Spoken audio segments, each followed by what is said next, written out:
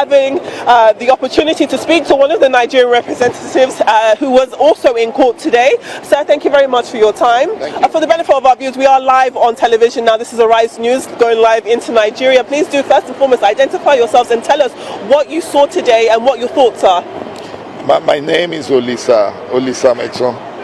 Today we've come here to show solidarity with our friend Senator Ekweremadu, a good Nigerian, a family man who has a problem over here.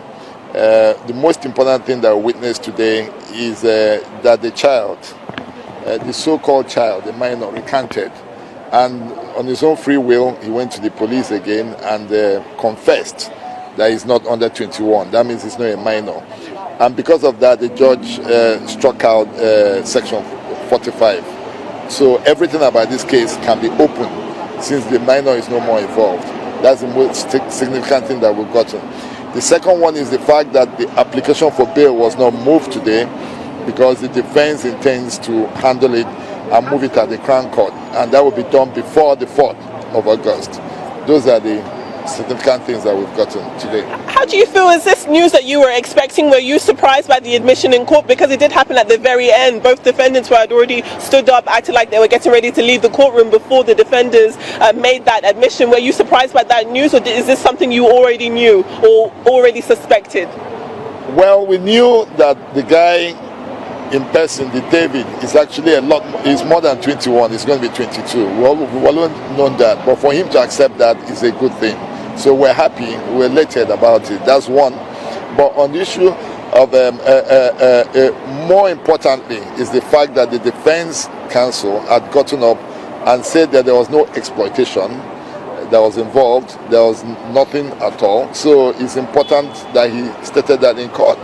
And the Ike and his wife pleaded no guilty to any charge whatsoever, to all the charges. As we heard in court today, they will be making an application for bail before the 4th of August. And what are your thoughts on that? Do you think that they should be able to be released into their own residences before they come back to court on the 4th? I believe so. We are praying so. This is a country that is governed by rules. So we are really praying that at the end of the day, it will be so, that he will be granted bail before then. We will apply, and then the system will decide. But we are hopeful, very hopeful. Before we let you go, how did it feel to see so much Nigerian representation in court today?